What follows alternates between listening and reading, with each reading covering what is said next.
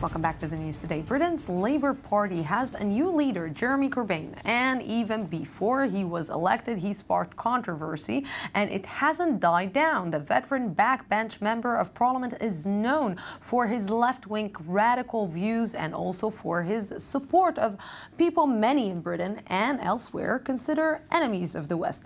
But who is really Jeremy Corbyn, and exactly what does he stand for?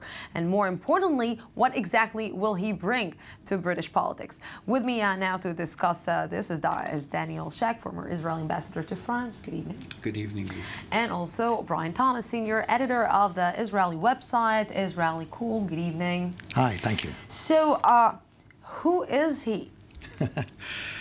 Well, he has such a long known history of being on the extreme left of British politics. I mean, basically coming out of a background of almost communist Britain, Stop the War coalition, every anti-war system you can imagine, very radical in his economic thinking, but also a great friend of basically enemies of the British state and of the state of Israel, I'd say. Enemies of the world. Yeah. Maybe. I don't look. This man has praised the IRA as freedom fighters, and then we get on to his pronouncements about Hamas and Hezbollah being his friends, and he's never ever been a friend of a Zionist. And what we've got going on in England, I think, it means that the public display of views that I consider to be Jew hatred, I don't really use the word anti-Semitism, that public display is now, it's mainstream. It's made 260,000 people voted for him in the Labour primary. What were the Labour Party thinking in Britain? Because, we've been criticizing a lot the, let's say, extreme right wing in the West. What were they thinking when their leader is actually saying that he's going to meet his friends and his brothers from Hezbollah and Hamas, and he's thinking and talking the way that he is? Well, I think the issue of Hezbollah and Hamas, which is, of course, of special interest to Israelis and the Jewish community, is not the main focus of the 260,000 Brits who voted for him.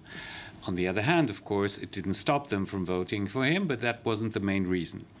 But what were they thinking? I must quote to you the unbeatable words of a very lengthy piece in the New Yorker about him, where they say, if you are someone who worked for Tony Blair when he was a party leader, you will now lie down in a dark room, press your fingers to your temples, and wonder if your life's work just got thrown out of the window. Oh.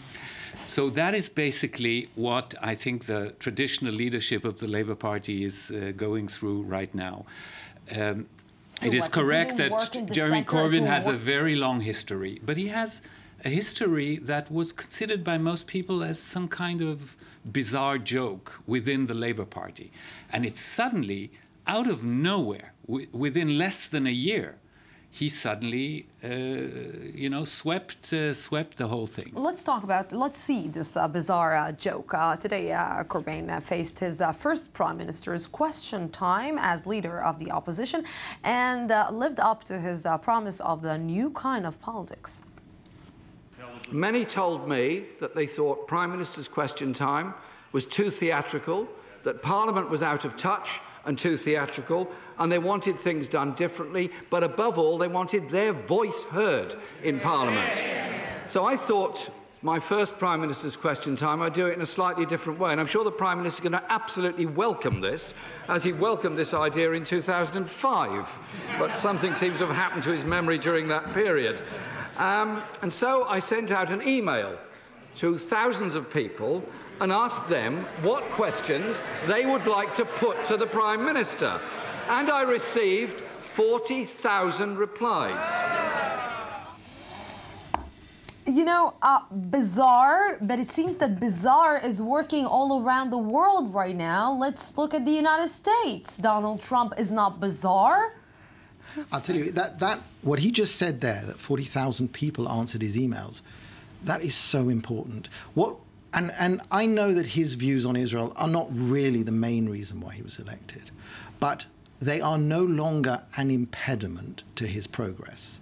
We on our blog, Israeli Cool, we looked at his website for his constituency. He's been a constituency MP for 30 years or something, of Islington. So we counted, someone counted, we reported, they counted the number of times the word Islington appears on his website and the number of the times the word Israel and Palestine appears is more. He's more concerned about Israel. And but the point is, that doesn't stop 40,000 people sending him questions or 260,000 voting. The whole idea of participative democracy is gaining traction around the world. Look at Greece. Look at a lot of places where people suddenly, maybe because of mass information, of social networking, all that, they want to be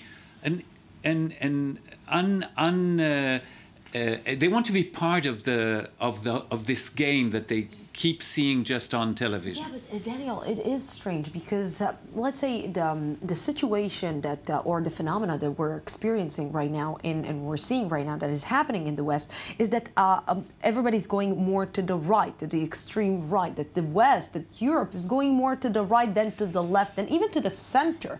So what? Lucy, you just explained the phenomenon. If many moderate right-wing voters are moving more to the radical right, then it makes sense in a way that there should be a counter measure on the left. And I think that if you're in a party that thought a few months ago that it was their moment, that it was time for a change of government, for a change of rule in the UK, and they were so bitterly disappointed because they lost, they suffered a resounding defeat in face of the Conservatives, then maybe that is the reaction, that they no longer believe that they can beat the Conservatives in the center, and that they have to go back to the radical core, uninhibited beliefs of the left. You know,